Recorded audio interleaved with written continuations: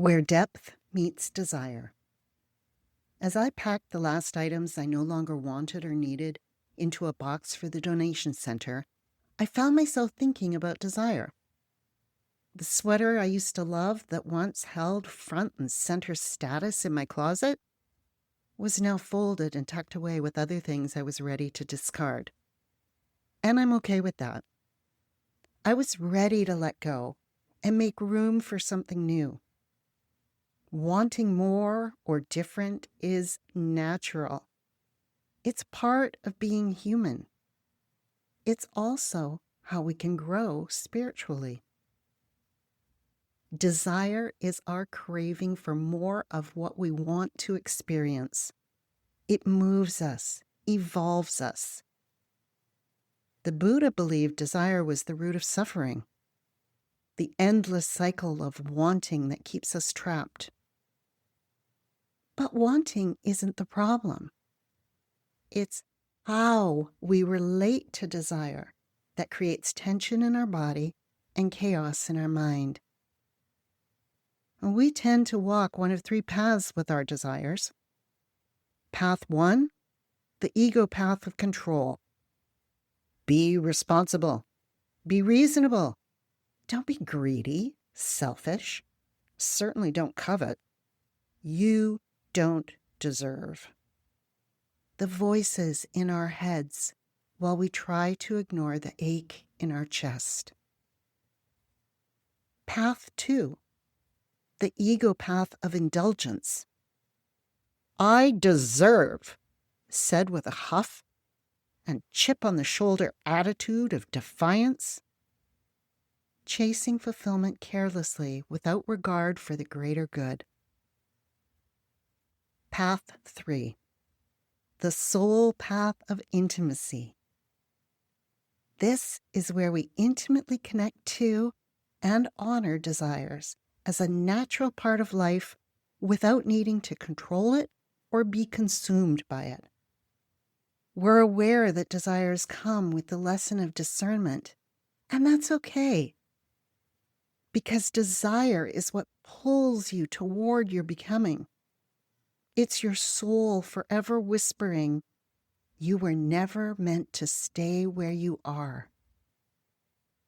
Earthly desires, the house, the lover, the vacation, the next shiny thing, those will always have their place. They add color, texture, pleasure. They give us something to dream about and reach for. But if you've ever achieved the thing and still felt that lingering ache, it's because earthly desire can't touch the terrain of the soul.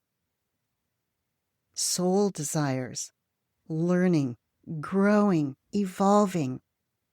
These are the deeper desires under the earthly desires. Soul doesn't want you to restrict or binge. It supports you in having the things and the experiences you want, to savor your cravings without being ruled by them, to have the experiences you long for while expanding through them. Soul wants you to see the ego's patterns clearly, not to shame yourself, but to change the patterns by choosing to grow, to joyfully meet each new desire with open arms and a twinkle in your eye of what's possible. This is where depth meets desire, where you no longer wrestle with longing, but rejoice in the freedom, where you stop trying to escape the ache and start letting it shape you. This is living unrestricted through intimacy, not by having less desire, but by meeting it more honestly. Now here's today's moment for reflection. Take a breath with me. Let it fill and soften your body.